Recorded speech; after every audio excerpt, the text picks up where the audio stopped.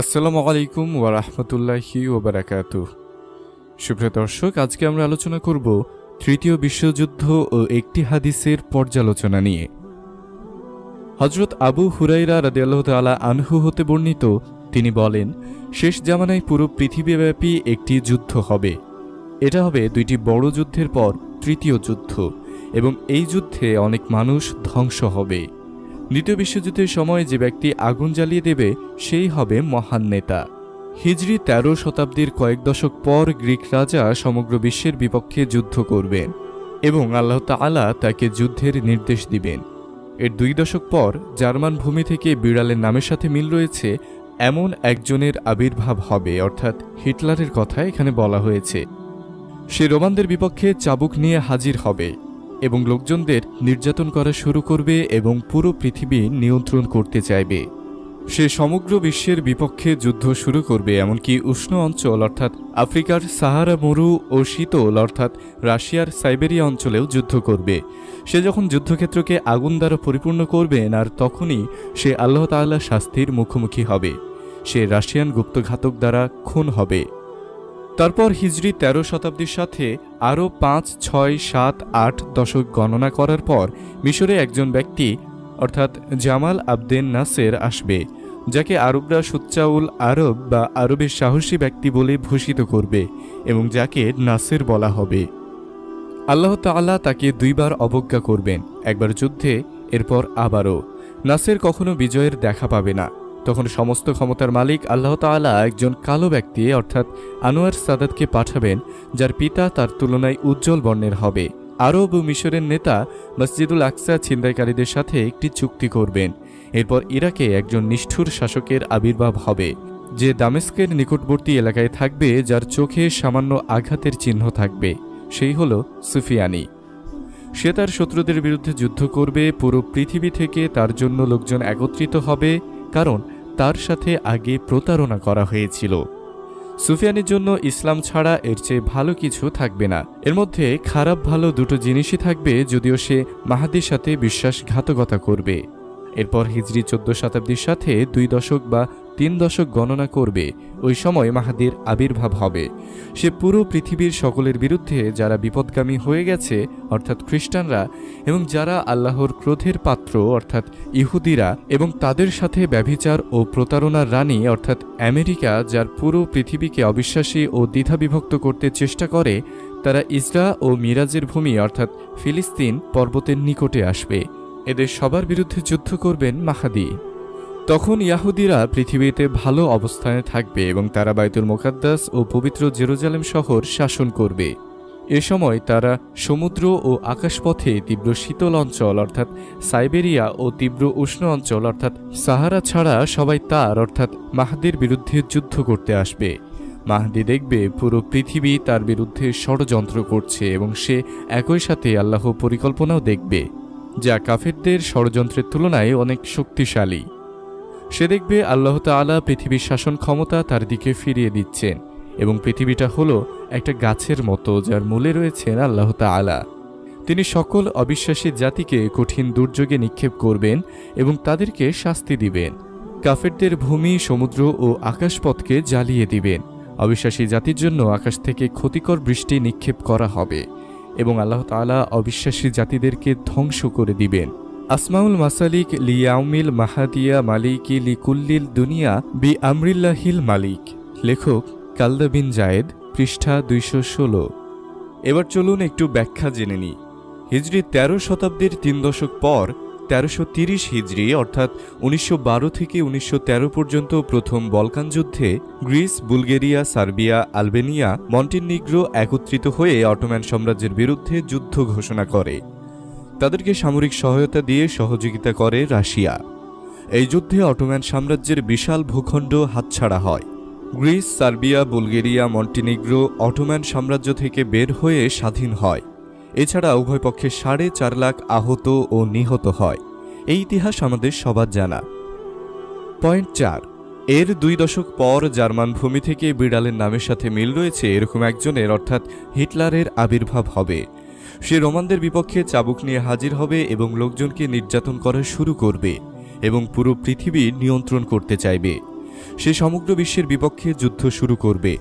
এমনকি উষ্ণ অঞ্চল অর্থাৎ আফ্রিকার সাহারা মরু ও শীতল অর্থাৎ রাশিয়ার সাইবেরিয়া অঞ্চলেও যুদ্ধ করবে। সে যখন যুদ্ধক্ষেত্রকে আগুন দ্বারা পরিপূর্ণ করবেন, আর তখনই সে আল্লাহ তাআলার শাস্তির মুখোমুখি হবে। সে রাশিয়ান গুপ্তঘাতক দ্বারা খুন হবে। ব্যাখ্যা: অর্থাৎ হিজরি ১৩ শতাব্দীর ৩ দশক পর বা বলকান যুদ্ধে, যা ১৯১২ থেকে ১৯১৩ সালে সংগঠিত হয়েছিল, এর ২ দশক পর অর্থাৎ ১৯১৩-র ২ দশক বা ১৯১৩+২০ বছর অর্থাৎ ১৯৩৩ সালে জার্মান ভূমি থেকে বিড়ালের নামের সাথে মিল রয়েছে এরকম একজন ব্যক্তির আবির্ভাব হবে। বাস্তবে জার্মানিতে ১৯৩৩ সালে হিটলার এবং তার দল নাৎসি পার্টি ক্ষমতায় এসেছিল। সুবহানাল্লাহ। আপনি যদি গুগলে হিটলার ক্যাট দিয়ে সার্চ করেন তাহলে শত শত বিড়ালের ছবি পেয়ে যাবেন এবং বিখ্যাত সাহাবী হযরত আবু হুরায়রা রাদিয়াল্লাহু তাআলার উপমার যথার্থতা খুঁজে পাবেন। হিটলার রোমানদের বিরুদ্ধে অর্থাৎ খ্রিস্টানদের বিরুদ্ধে চাবুক বা অস্ত্র নিয়ে হাজির হবেন। আপনি জানেন কি সর্বপ্রথম পারমাণবিক অস্ত্রের চিন্তা কে করেছিল? যদিও জার্মান বিজ্ঞানীরা ব্যর্থ হয়েছিল, জার্মান বিজ্ঞানীরা পারমাণবিক বোমার সফল পরীক্ষা চালানোর পূর্বেই তাদের পারমাণবিক চুল্লিতে বিস্ফোরণ ঘটে তাদের পুরো গবেষণাগার পুড়ে ছাই হয়ে গেছিল। এছাড়া সর্বপ্রথম সাবমেরিন তৈরি হিটলারের চিন্তার ফসল ছিল। একই সাথে বর্তমানে সব বিখ্যাত গাড়ির কোম্পানি হিটলারের পৃষ্ঠপোষকতায় উন্নতমানের সব মোটরযান আবিষ্কার করে। হিটলার ৬০ লাখ ইহুদিদের হত্যা করেছিল শুধুমাত্র জাতিগত বিদ্বেষের কারণে। হিটলার ১৯৩৯ সালে পোল্যান্ড আক্রমণের মাধ্যমে দ্বিতীয় বিশ্বযুদ্ধের সূচনা করেছিল। তারপর ফ্রান্স, ব্রিটেন এমনকি রাশিয়াকে আক্রমণ করেছিল। রাশিয়ার রাজধানী মস্কো দখলের পর ব্রিটিশ ও ফ্রান্সের উপনিবেশ অঞ্চল উত্তর আফ্রিকাও নিজের দখলে নিয়ে এসেছিলেন তিনি। কিন্তু অল্প সময়ের মধ্যে তিনি বুঝতে পারেন নেপোলিয়নের মতো রাশিয়ার রাজধানী মস্কো আক্রমণ ছিল তার সবচেয়ে বড় ভুল। শীতকালে রাশিয়ানদের পাল্টা আক্রমণে হিটলার আস্তে আস্তে পরাজয়ের দেখা পান। এরপর ১৯৪৫ সালে হিটলারের মৃত্যু হয়। যদিও আমরা এতদিন জেনে এসেছি হিটলার আত্মহত্যা করেছিল, কিন্তু এই হাদিস থেকে জানতে পারি হিটলার রাশিয়ান গুপ্তচর দ্বারা রহস্যজনকভাবে মৃত্যুবরণ করেছিলেন। পয়েন্ট ৫। এরপর হিজরি ১৩ শতাব্দীর সাথে আরও ৫, ৬, ৭, ৮ দশক গণনা করার পর মিশরে একজন ব্যক্তি অর্থাৎ জামাল আবেদিন নাসের আসবে, যাকে আরবরা সুচ্চা উল আরব বা আরবের সাহসী ব্যক্তি বলে ভূষিত করবে এবং যাকে নাসের বলা হবে। আল্লাহ তাআলা তাকে ২ বার অবজ্ঞা করবেন, একবার যুদ্ধে এবং পরে আবারও। নাসের কখনো বিজয়ের দেখা পাবে না। এর ব্যাখ্যা: হিজরি ১৩ শতাব্দীর ৭ দশক পর অর্থাৎ ১৯৫৬ সালে মিশরে জামাল আবেদিন নাসের ক্ষমতায় আসেন। ১৯৪৮ সালে আরব ইসরায়েল যুদ্ধের সময় তার সাহসিকতার জন্য মিশরের মানুষ তাকে হিরো মনে করেছিল। কিন্তু ব্যক্তিগত জীবনে সে ছিল একজন কট্টরপন্থী নাস্তিক, আর আল্লাহ তাআলা একজন নাস্তিকের হাতে ইসলামের বিজয় দিবেন এটা যারা ভেবেছিল তারা চরম বোকা। জামাল আবেদিন নাসির ২ বার ইসরায়েলের সাথে যুদ্ধ জড়িয়েছিল, ১৯৫৬ সালে এবং ১৯৬৭ সালে। ২ বারই তিনি পরাজিত হন। পয়েন্ট ৬। তখন সমস্ত ক্ষমতার মালিক আল্লাহ তাআলা একজন কালো ব্যক্তি অর্থাৎ এখানে আনোয়ার সাদাতকে বোঝানো হয়েছে তাকে পাঠাবেন, যার পিতা তার তুলনায় উজ্জ্বল বর্ণের হবে। আরব ও মিশরের নেতা মসজিদুল আকসা ছিনতাইকারীদের সাথে একটি চুক্তি করবেন। এর ব্যাখ্যা: জামাল আবেদিন নাসেরের মৃত্যুর পর মিশরের প্রেসিডেন্ট হন আনোয়ার সাদাত। তিনি দেখতে কালো বর্ণের ছিলেন। তার পিতা আনোয়ার মোহাম্মদ আল সাদাত ছিলেন একজন মিশরীয় এবং তার মাতা সিত আল বিরাইন ছিলেন একজন সুদানি বংশোদ্ভূত। মূলত তিনি তার মায়ের মতো একটু কালো ছিলেন, আর তার বাবা ছিলেন মিশরীয় সুদর্শন ব্যক্তি। ১৯৭৩ সালে আরব ইসরায়েল যুদ্ধের সময় তিনি সিরিয়া ও জর্ডানের সাথে বেইমানি করে ইসরায়েলের সাথে আপোষ করেছিলেন, যার ফলে ইসরায়েল মিশরকে সিনাই উপত্যকা ফেরত দেয়। অপরদিকে জেরুজালেম ও গোলান মালভূমি ইসরায়েলের হাতে তুলে দেয়। মূলত হাদিসের এই পর্যন্ত প্রতিটি লাইন বাস্তবতার সাথে পুরোপুরি মিলে গেছে। এদিকে গত সেপ্টেম্বর ২০২০-এ ওমান, আরব আমিরাত, বাহরাইন, দুবাই ও জর্ডানের সঙ্গে ইসরায়েলের একটি চুক্তি হয়েছে। আকাশপথ খুলে দেওয়া হয়েছে। এখন শুধু সৌদি আরব বাকি রয়েছে। ডোনাল্ড ট্রাম্প বলেছেন শীঘ্রই সৌদি আরবও চুক্তির আওতায় চলে আসবে।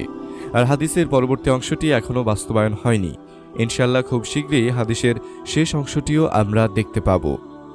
পয়েন্ট 7, এরপর ইরাকে একজন নিষ্ঠুর শাসকের আবির্ভাব হবে, যে দামেস্কের নিকটবর্তী এলাকায় থাকবে, যার চোখে সামান্য আঘাতের চিহ্ন থাকবে।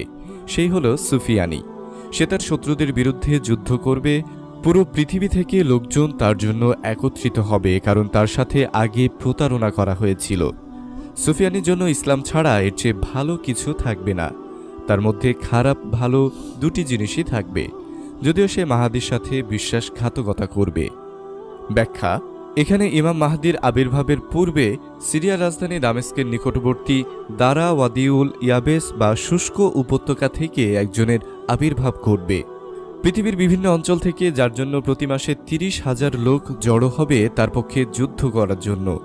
ঠিক এখন যেভাবে বাশার আল আসাদের জন্য Iraq, Iran, Afghanistan, Pakistan, Bahrain, Yemen ও লেবানন থেকে শিয়ারা যুদ্ধের জন্য সিরিয়া যাচ্ছে, মূলত এই ব্যক্তিটি ইমাম মাহাদির সহযোগী কালো পতাকাবাহী দলের বিরুদ্ধে ইরাকের কুফা অর্থাৎ মসুল এবং বাগদাদ শহরে ভয়ঙ্কর হত্যাকাণ্ড চালাবে। তার চোখে সামান্য আঘাতের চিহ্ন থাকবে। উজ্জ্বল চেহারা, কোঁকড়ানো চুল, চিকন লম্বা পা, 40 থেকে কম বয়সী।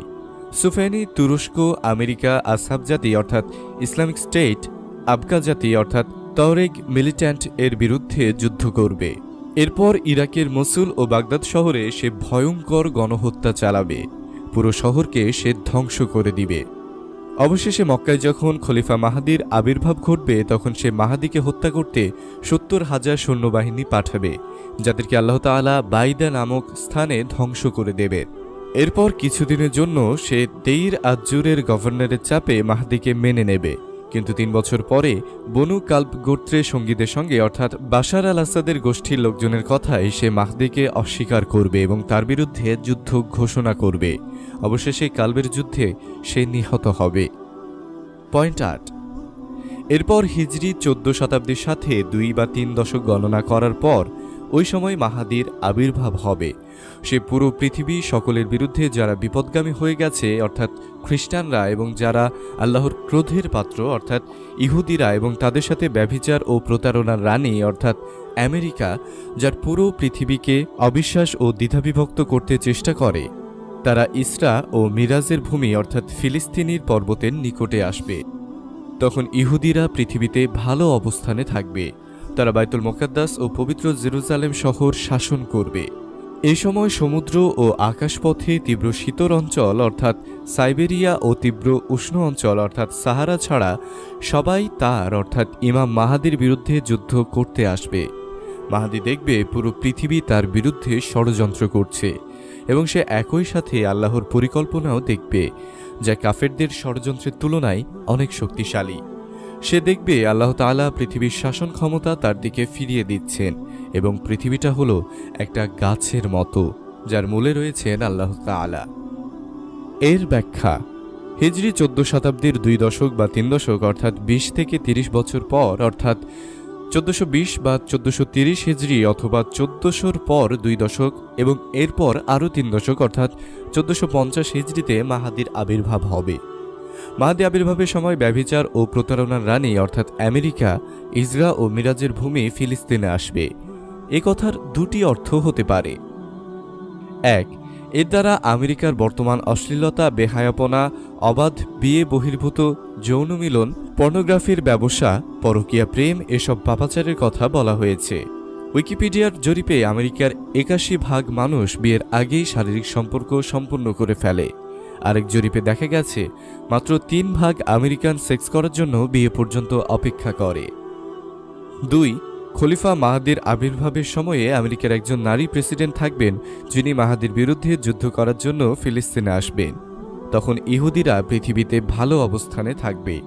তারা বাইতুল মুকাদ্দাস ও পবিত্র জেরুজালেম শহর শাসন করবে। 1967 সালে আরব ইসরায়েল যুদ্ধের পর থেকে জেরুজালেম ও মসজিদুল আকসা দখল করে নেয় অভিশপ্ত ইহুদি জাতি।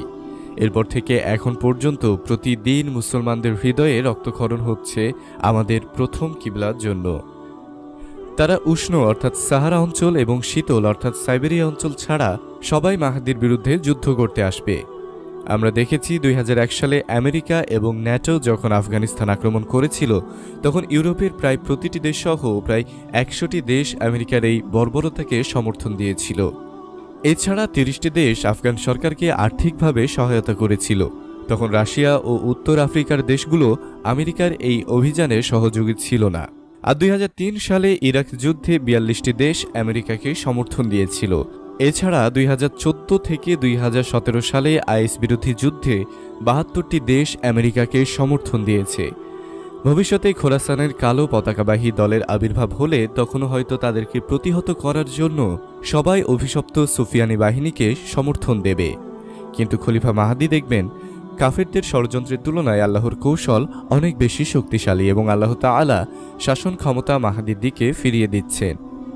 এর অর্থ এরকম হতে পারে, খোরাসানের কালো পতাকাবাহী দলের উত্থানের সময়ে আল্লাহ তাআলা কাফেরদেরকে নিজেদের মধ্যে তৃতীয় বিশ্বযুদ্ধ লাগিয়ে দিয়ে পুরো পৃথিবীর সকল অত্যাচারী, বেঈমান, মুনাফিক, মুরতাদ শাসককে ধ্বংস করে দিয়ে পৃথিবীকে নেতৃত্বহীন করে দিবেন।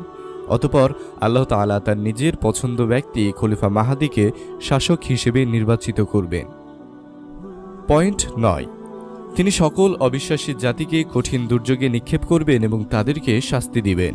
কাফেরদের ভূমি, সমুদ্র ও আকাশপথকে জ্বালিয়ে দিবেন। অবিশ্বাসী জাতির জন্য আকাশ থেকে ক্ষতিকারক বৃষ্টি নিক্ষেপ করা হবে এবং আল্লাহ তাআলা অবিশ্বাসী জাতিদেরকে ধ্বংস করে দিবেন। এর ব্যাখ্যা, হাদিসের এই অংশে তৃতীয় বিশ্বযুদ্ধের ভয়ঙ্কর পরিণতির দিকে ইঙ্গিত করা হয়েছে। হাদিস থেকে আমরা জানতে পারি তৃতীয় বিশ্বযুদ্ধের সময় আল্লাহ তাআলা পৃথিবীর ২/৩ মানুষকে ধ্বংস করবেন। এছাড়া সকল অত্যাচারী, জালেম, বেঈমান, মুনাফিক ও মুরতাদ শাসককে ধ্বংস করবেন। তৃতীয় বিশ্বযুদ্ধের পর নেতৃত্ব দেওয়ার মতো কেউ থাকবে না। তখন সিরিয়ার শাসক অভিশপ্ত সুফিয়ানি হবেন পৃথিবীর সবচেয়ে ক্ষমতাধর ব্যক্তি। আল্লাহ তাআলা তাকেও ধ্বংস করে দিবেন এবং সবশেষে খলিফা মাহদীর দিকে শাসন ক্ষমতা ফিরিয়ে দিবেন। তৃতীয় বিশ্বযুদ্ধের কারণে আমেরিকা, চীন, জাপান, কোরিয়া, ভারত, পাকিস্তান, তুরস্ক, রাশিয়া, আর্মেনিয়া, মিশর, Sudan, Ethiopia, Britain, France, Germany, Israel, Bangladesh মারাত্মকভাবে ক্ষতিগ্রস্ত হবে। পারমাণবিক বোমা ব্যবহারের ফলে ইউরেনিয়ামের তেজস্ক্রিয়তার কারণে আকাশে কালো মেঘ দেখা দেবে, যার ফলে মানুষ আরও বেশি কষ্ট পাবে। এর ব্যাখ্যা, হাদিসের এই অংশে তৃতীয় বিশ্বযুদ্ধের ভয়ঙ্কর পরিণতির দিকে ইঙ্গিত করা হয়েছে। হাদিস থেকে আমরা জানতে পারি তৃতীয় বিশ্বযুদ্ধের মাধ্যমে আল্লাহ তাআলা পৃথিবীর ২/৩ মানুষকে ধ্বংস করবেন।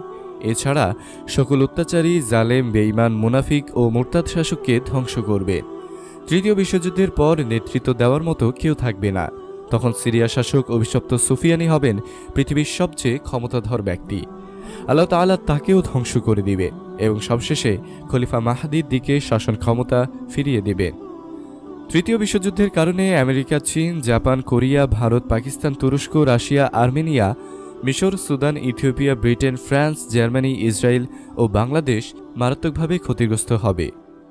পারমাণবিক বোমা ব্যবহারের ফলে ইউরেনিয়ামের তেজস্ক্রিয়তার কারণে আকাশে কালো মেঘ দেখা দেবে, যার ফলে মানুষ আরও বেশি কষ্ট পাবে।